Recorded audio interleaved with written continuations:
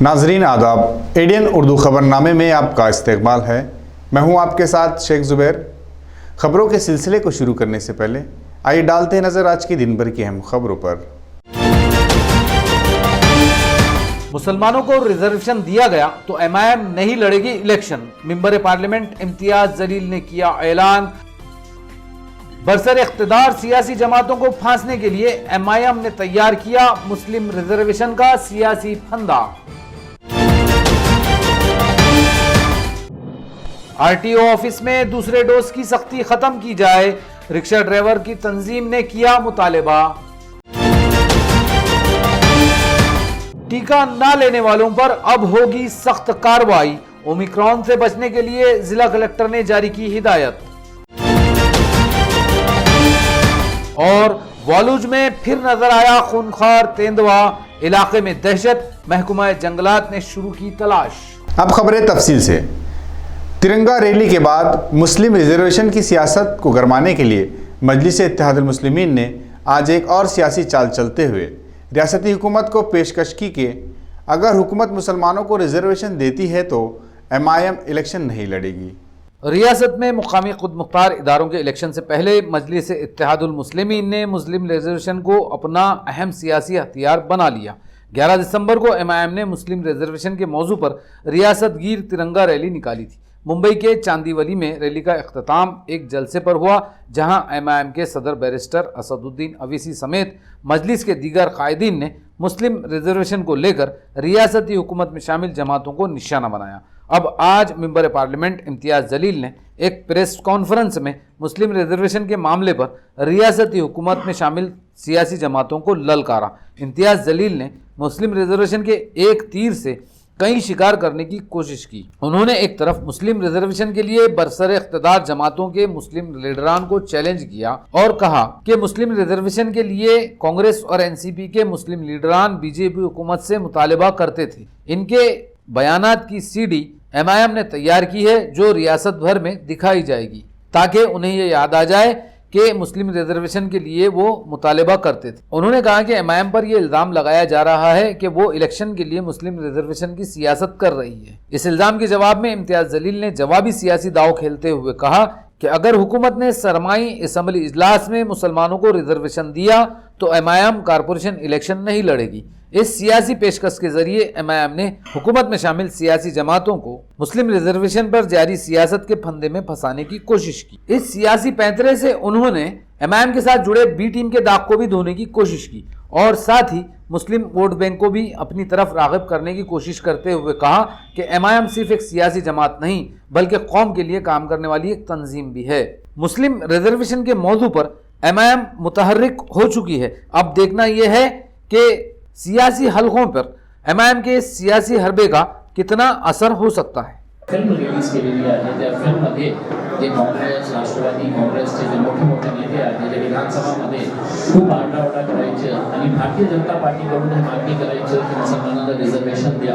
आता सत्तेत आल्यानंतर ते का हे विसरू लागलेले आहे आणि त्यांना विसर पडली असेल, म्हणून त्यांना एक आठवण देण्यासाठी आम्ही एक फिल्म तयार केली होती आणि ही फिल्म आम्ही संपूर्ण महाराष्ट्रामध्ये सीडी तयार करून आमच्या सगळ्या कार्यकर्त्यांना आम्ही हे पाठवणार आहे आणि रस्त्यावर मोहल्ल्या गल्ली मध्ये हे सगळं फिल्म दाखवण्यात येईल। आमची अपेक्षा हे आहे की महाराष्ट्र सरकारने येत्या जे विंटर सेशनचं असेंब्ली सेशन आहे त्यामध्ये त्यांनी घोषणा करावी की आम्ही 5 वर्ष रिझर्वेशनचा ऍक्ट आणत आहे आणि ते आणलं तर काही काँग्रेसचे आणि राष्ट्रवादी काँग्रेसच्या नेत्यांचं असं म्हणणं आहे की येणाऱ्या निवडणुकीला डोळ्यासमोर ठेवून हे असा निर्णय घेण्यात आलेला आहे की आम्ही रस्त्यावर उतरत आहे आणि हे मागणी करत आहे, त्यांना राजनैतिक फायदा पाहिजे।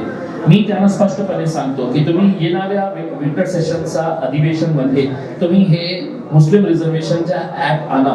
मजलिस इत्तेहाद मुस्लिमीन हे घोषणा करते की तुम्ही हे मुस्लिम समाजाला एक गिफ्ट म्हणून दिलं, तर आम्ही तुम्हाला हे एक गिफ्ट म्हणून आम्ही हे निर्णय घेणार आहे की येणारा जे नगरपालिका आणि महानगरपालिकाचं जे इलेक्शन आहे ते आम्ही नाही लढणार. आणि तुम्ही तसं केलं नाही तर आम्ही आमचं आंदोलन पुन्हा तीव्र करणार. येणाऱ्या अधिवेशनामध्ये तुम्ही बिल आणलं नाही तर त्या अधिवेशनामध्ये पुन्हा आम्ही एक भव्य मोर्चा काढणार आणि त्याच्यामध्ये बैरिस्टर असदुद्दीन अवैसी साहेब सुद्धा उपस्थित राहणार. चैरिटी कमिश्नर ऑफिस में इल्तवा में पड़े हुए चेंज रिपोर्ट के मामलात निपटाने के लिए खुसूसी मुहिम शुरू कर दी गई। आज से शुरू हुई ये मुहिम 24 दिसंबर तक जारी रहेगी। असिस्टेंट चैरिटी कमिश्नर सुरेंद्र बयानी ने एडीएन न्यूज़ से बात करते हुए ये मुहिम की तफसीलात बताई। महाराष्ट्र राज्यातील सर्व जिल्हास्तरीय व विभागीयस्तरीय कार्यालयामध्ये दिनांक 13/12/2021 ते 24/12/2021 या दरम्यान सुट्टीचे दिवस वगळून कलम 22 प्रमाणे बिनवादाची जी प्रकरणं दाखल आहेत त्यांचा निपटारा करण्यासाठी विशेष मोहीम हाती घेण्यात आलेली आहे।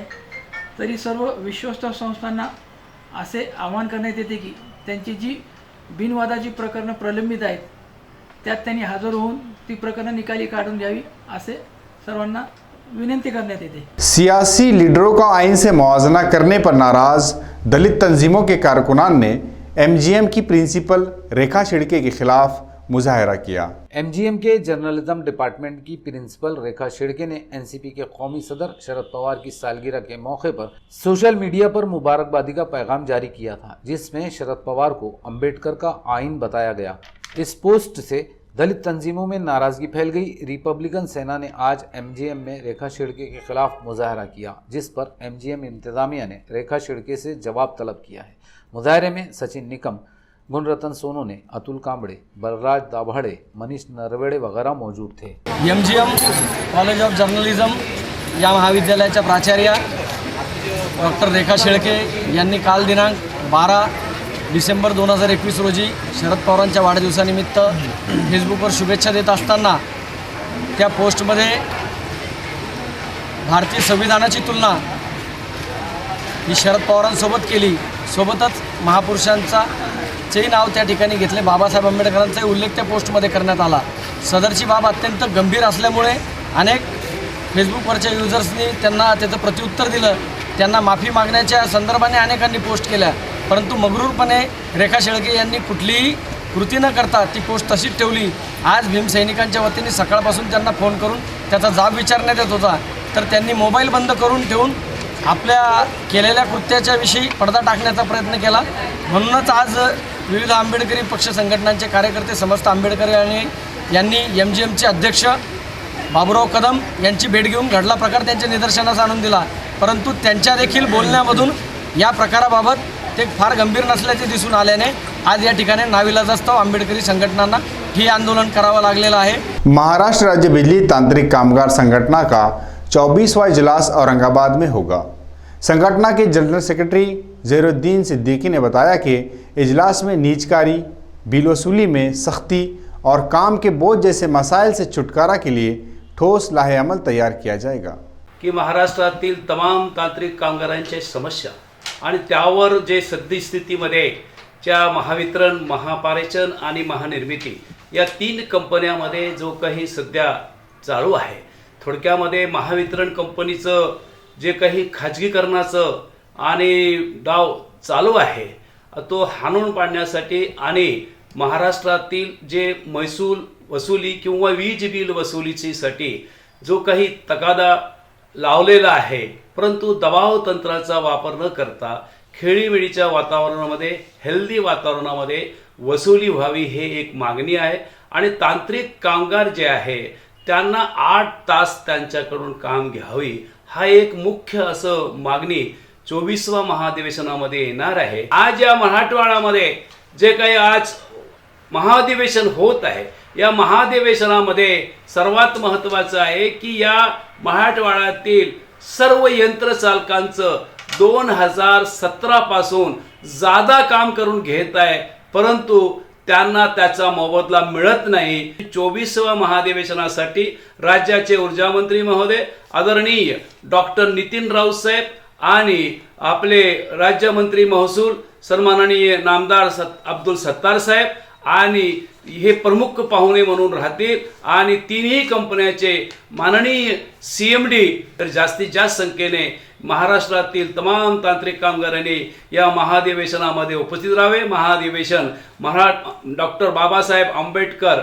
मराठवाडा विद्यापीठामध्ये आयोजन केलेलं आहे, ऑडिटोरियममध्ये आहे। तरी कृपया सर्वांनी या ठिकाणी 17 तारखेला 11:30 वाजेच्या आज सर्वांनी यावं, आमच्या तांत्रिक कामगारांना कळकळीची विनंती आहे। आदिवासी भील समाज को दरपेश मुख्तलिफ मसाइल हल करने के लिए भूख हड़ताल शुरू की गई। Social democratic party of India ने इस हड़ताल की हिमायत की। गेल्या 3 महिन्यापूर्वीपासून आदिवासी समाजासाठी एक विशेष मोहीम राबवण्यात येणार होती। न्यूक्लियस बजेट योजनेतून तिचा सर्व खर्च वर्ग करण्याचे आदेश देखील शासनाने दिले होते। त्यामध्ये जात प्रमाणपत्र, राशन कार्ड, आधार कार्ड काढायची अशी त्यामध्ये तरतूद आहे। तरी बी सर्व वसतिगृहावरील शाळेच्या शिक्षक वर्गांनी जवळपास 4 ते 4.5 हजार आदिवासी समाजाचे जात प्रमाणपत्रासाठी प्रस्ताव जमा करून ठेवले आहेत। वारंवार SDM साहेब, तहसीलदार साहेब यांच्याकडे चक्र मारून देखील त्यांना कॅम्प लावायला कुठल्याही पद्धतीची वेळ मिळत नाही आहे। तरी शासनाच्या हलगर्जीपणामुळे आजपर्यंत कुठल्याही पद्धतीचा कॅम्प लावण्यात आला नाही। आज आम्ही जिल्हाधिकारी कार्यालयासमोर उपोषणाला बसलेलो आहेत। जर उद्या आमच्या जीवितास काही झाले त्याची सर्वस्व जबाबदारी जिल्हाधिकारी व शासन यांची रहे। जब तक आदिवासी और भील समाज के लोगों को इंसाफ नहीं मिल जाता, जब तक इनको इनके कास्ट सर्टिफिकेट नहीं मिलते, आधार कार्ड, राशन कार्ड की जो फैसिलिटीज़ है जब तक इनको मुहैया नहीं की जाती, तब तक हम यहाँ पर जो तो इनके साथ कंधे से कंधा लगाकर इस लोकशाही मार्ग से जो लड़ाई लड़ी जा रही है इसके अंदर पूरे तरीके से खड़े हुए हैं।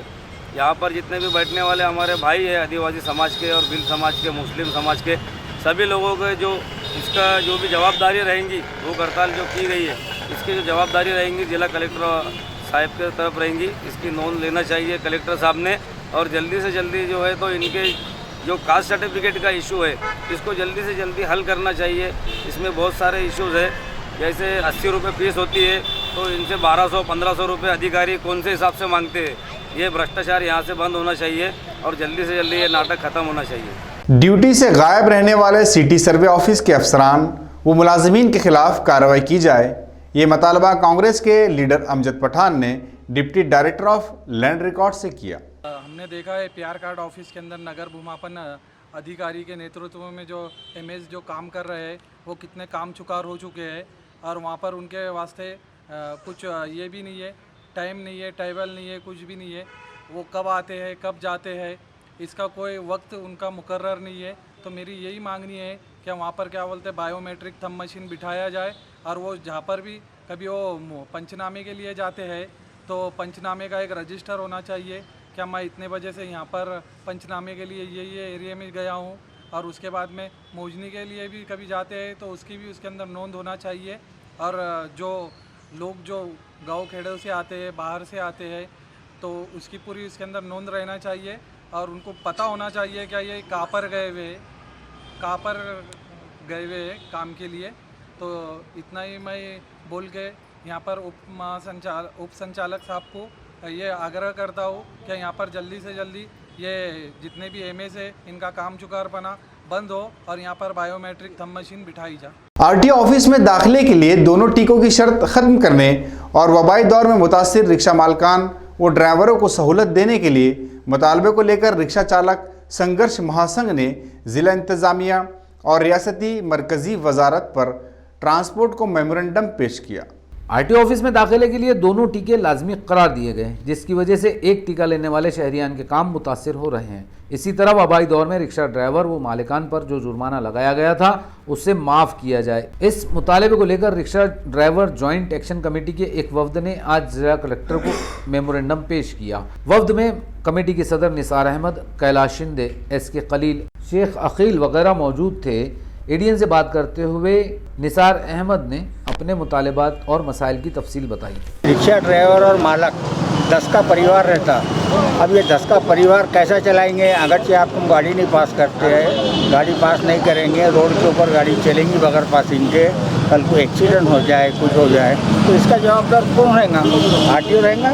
कल को अगरचे वैक्सीन लेते हैं और कोई मर जाता है ड्राइवर या मालक तो तो इसका जवाबदार कौन रहेगा? आरटीओ रहेगा। आरटीओ देगा 10 लाख रुपया उसके पेरेंट्स को, खाली बस वैक्सीन लो वैक्सीन लो। वैक्सीन में जो है तो कोई इच्छिक आए हैं उसको जो है तो उसको ये कर भाव बना के रख दिए अपना। ऐसा कुछ भी नहीं है अपना। आज गाड़ियाँ पासिंग के वास्ते रुकी हुई है और वही बगैर पासिंग की गाड़ियाँ चल रही है। इसका पूरी जवाबदार मेत्रेवाल के ऊपर रहेंगी, आरटीओ के ऊपर। और कुछ भी हुआ, एक्सीडेंट हो चाहे कोई मरो, पूरी जबाबदारी आरटीओ के ऊपर रहेंगी इसकी जो है। आम्ही आरटीओ ऑफिसला कामानिमित्त आलो. आरटीओ ऑफिस कोणीही अधिकारी जागेवर नाही. मैत्रेवार साहेबांना आम्ही तीन दिवसापासून सारखा पाठलाग करतोय, शुक्रवारी आणि आजही. तर मैत्रेवार साहेब जागेवर राहत नाही, दुसरा कोणी अधिकारी काय ऐकत नाही, अशी परिस्थिती झालेली शहराची. औरंगाबाद शहराचं आरटीओ ऑफिस हे राम भरोसे सोडलेलं आहे. आरटीओ ऑफिसला कोणीही अधिक जवाबदार अधिकारी जागेवर नहीं. अभी जो है तो हमारे बहुत से लोग पासिंग के वास्ते जा रहे हैं और ड्राइविंग लाइसेंस के वास्ते, तो उनके जो डेटा थे वो डेटा ख़त्म हो गया. वो बोलते 2 वैक्सीन होना. अभी जबकि अभी उन्होंने वैक्सीन लिए, अभी उसको बाकी है, अपने 2 महीने बाकी है. एक साथ 2 वैक्सीन कैसे ले सकते हो? तो इनका ये अभी लर्निंग ख़त्म हो जा रहे. उसके बाद जो इनका पूरा जो है पूरा मामला सब खराब चल रहा. कोई इनका कोई पूछने वाला ही नहीं है. अभी आज हमारे बच्चों को वहाँ टेस्टिंग थी ड्राइविंग लाइसेंस की, वो बोले 2 वैक्सीन है क्या? बोले नहीं, चले जाओ. बोले आप उनका लर्निंग खत्म हो रहा, इसके जिम्मेदार कौन रहेगा? अब वक्त हो चला है एक मुख्तसर से वक्फे का. वक्फे के बाद जल्द हाजिर होंगे.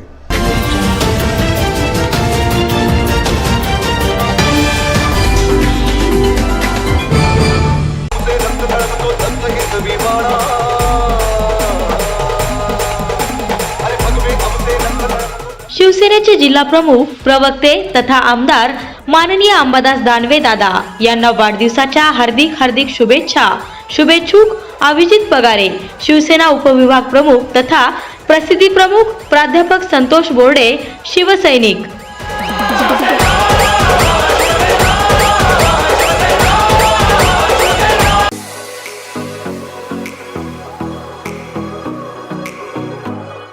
औरंगाबाद शहर में 50 सालों से ग्राहकों की सेवा में वाजबी दाम, तत्पर सेवा, MRP डिस्काउंट, विश्वास का खजाना, Sartaj kirana shop, Sartaj trading company, Chilipura, Aurangabad. एक बार जरूर पधारें या सामान की लिस्ट भेजें, फ्री होम डिलीवरी लें. Book your order at mobile number 9823093264. हमारी विशेषताएं: स्पेशल राइस, स्पेशल मसाले, पेंड खजूर, ड्राई फ्रूट्स, ग्रोसरी और सभी ज़रूरी चीज़ें पाइए यहाँ एक ही छत के नीचे. सरताज kirana shop, Sartaj trading company, आपकी सेवा में हरदम हर वक्त.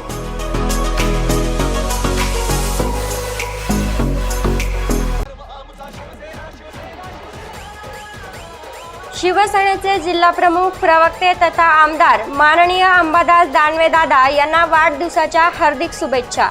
शुभेच्छुक नासिर पठाण मित्रमंडळ, भवानीनगर, कैलाशनगर, दादा कॉलनी, औरंगाबाद.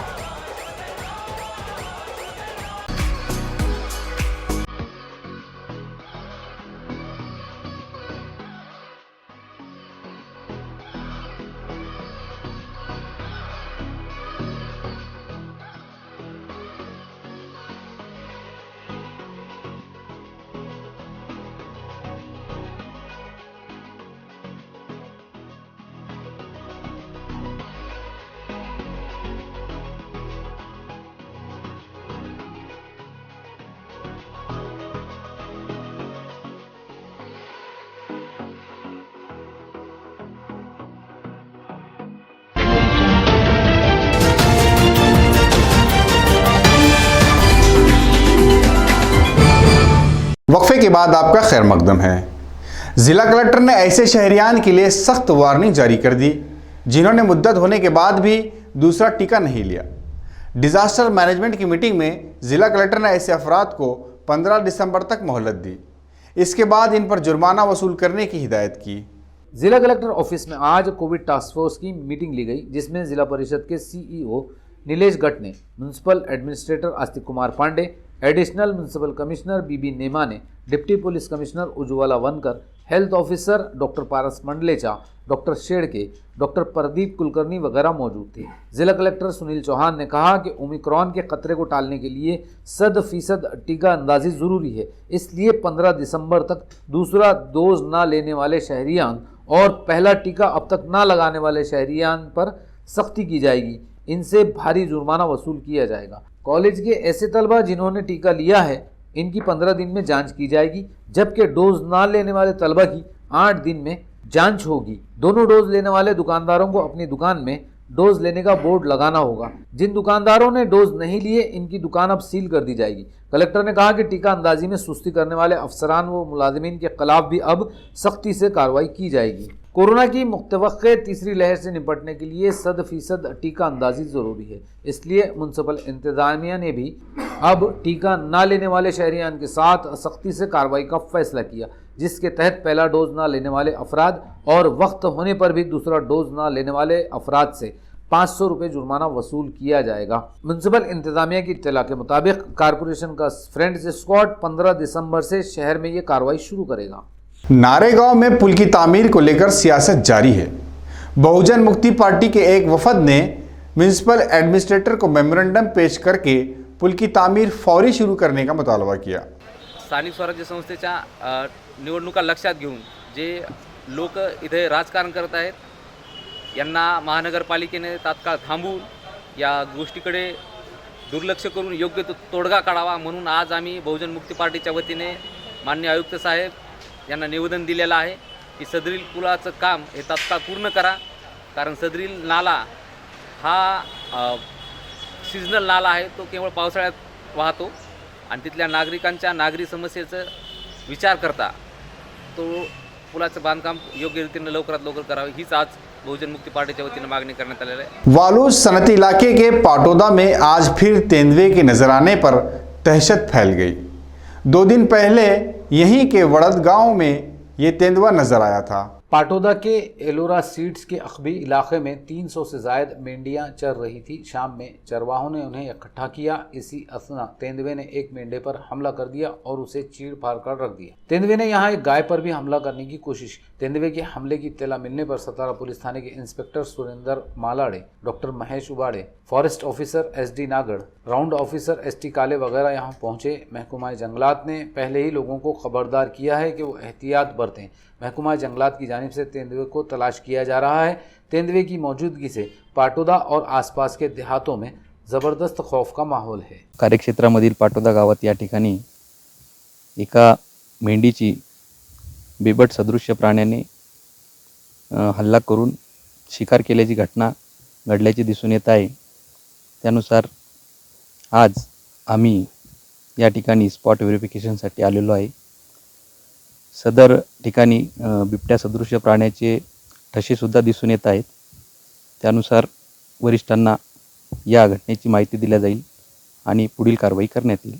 तरी गावकऱ्यांनी सदर बिबट्यापासून सावध राहावे, एकट्या दुकट्याने फिरू नये, समूहाने फिरावे आणि शक्यतो काम नसल्यास रात्रीच्या वेळेस बाहेर पडू नये असे वन विभागातर्फे आवाहन करतो। नाही मी तर काल सकाळची मेंढीत आणल्या त्या, पण सकाळी काही आम्हाला आढळलं नाही। सकाळी आम्ही चालून गेलो इथून, तिकडे नेऊन बसले, जेवण वगैरे केलं आम्ही। अजून इथं 3-4ला घेऊन आलो। आल्याच्या नंतर आम्ही मस्त दिवसभर मेंढ्या चालल्या आणि वाघूर लागावं लागलो, तेव्हा पण आम्हाला काही आढळलं नाही। नंतर आम्ही मेंढ्यामध्ये घालायच्या, आम्हाला त्याने मेंढी माग का मारली आम्हाला काही माहीत नाही। आम्ही मेंढ्यामध्ये घातल्या, जाळीवर बांधल्या, बकऱ्या वगैरे शाळे बांधून टाकल्या आमच्या जनावरं आणि चहा पित बसलो तेव्हा त्याने आमच्यावर हल्ला केला। ते काही मला जाणवलं नाही, माझ्या मित्राला जाणवले, तर मग आम्ही उठून पळलो। उठून पळल्यानंतर हे नक्की बिबट्याचे, मी लोक काय असं ते असं आपल्याला काही माहीत नाही। मग नंतर तो उजून डरक्या फोडायला, मग मला कळलं हे नक्कीच जनावर म्हणून। मग नंतर आम्ही कपडे ते सारे जाळी टाकले आणि आम्ही म्हणलं एकामेकाला सोडून जायचं, म्हणलं तिकडे आपण जवळ उभारायचं। 7 वाजल्यापासून सकाळचे 4 वाजेपर्यंत त्यांनी आम्हाला परेशान केलं। हां, रात्रभर आम्ही आमच्या हातात कुऱ्हाडी घेऊन मशाल घेऊन जागीच होतो। आजहानी गोपीनाथ मुंडे की यौम पैदाश के मौके पर रांजनगांव में मुनक्किदा एक प्रोग्राम में प्रधानमंत्री मातृ वंदना योजना के तहत मुस्तहकीन में इमदादी चेक तकसीम किए गए। आजहानी बीजेपी लीडर गोपीनाथ मुंडे की सालगिरह के मौके पर रांजनगांव में ये प्रोग्राम रखा गया था, जिसमें हामिला खवातीन के लिए प्रधानमंत्री मातृ वंदना योजना की रकम तकसीम की गई। साथ ही कोरोना के दौर में अपनी जान खतरे में डालकर काम करने वाली आशा वर्कर्स का इस्तकबाल किया गया। मेंबर असेंबली प्रशांत बम के हाथों इमदादी रकम के चेक और आशा वर्कर्स को एजाजात से नवाजा गया। मातृवंदना याच्यामध्ये ज्या माता भगिनी असतात, ज्याला आपण आपल्या ग्रामीण भागामध्ये डोहाळे म्हणतो, 7वा महिना त्यांचा असतो आणि तो खरं म्हणजे सासरच्यांनी करायचा असतो खुशीमध्ये, त्या बाबतीतला हा आमचा सगळा कार्यक्रम होता। पण तो विशिष्ट बाब अशी आहे आजच्या आमच्या या कार्यक्रमाची की महिला सक्षमीकरणाचा पाऊल उचलताना आम्ही बरेच कार्यक्रम गेले कित्येक वर्षापासून महिला सक्षमीकरणामध्ये राबवतो आहे। आमचं म्हणणं आहे की त्यांची मानसिकता महिलांची ती चांगली असली तर सक्षमीकरण जास्त चांगलं होणार आहे। त्याला छोटी छोट्या गोष्टी आहेत, घरात हसून खेळून राहणे, हसून बोलणे, आणि ह्या सगळ्या महिला त्या प्रयत्न करतात, परंतु घरच्यांचा थोडासा जरा सपोर्ट कमी असतो। त्या बाबतीमध्ये महिलांकडूनच ती उचल व्यवस्थित व्हावी आणि त्याकरता पुढाकार आम्ही सर्वांनी घेण्याचा प्रयत्न केलेला आहे। हा आजच्या कार्यक्रमाची ब्युटी होती। बाकीचा सगळा कार्यक्रम व्यवस्थित पार पडला आहे। जवळपास 90 लाख रुपयाचं वाटप मातृवंदनामध्ये आजपर्यंत आमच्याकडनं झालेलं आहे। प्रधानमंत्री मातृवंदना योजनेअंतर्गत माननीय पंतप्रधान नरेंद्र मोदींच्या संकल्पनेतून आम्ही सर्व समाजातील सर्व जाती धर्मातील पैलटकरीण मातेला गरोदरपणाचं नोंदणी केल्यानंतर रुपये 1000चा लाभ तिच्या डायरेक्ट बँक खात्यामध्ये देतो।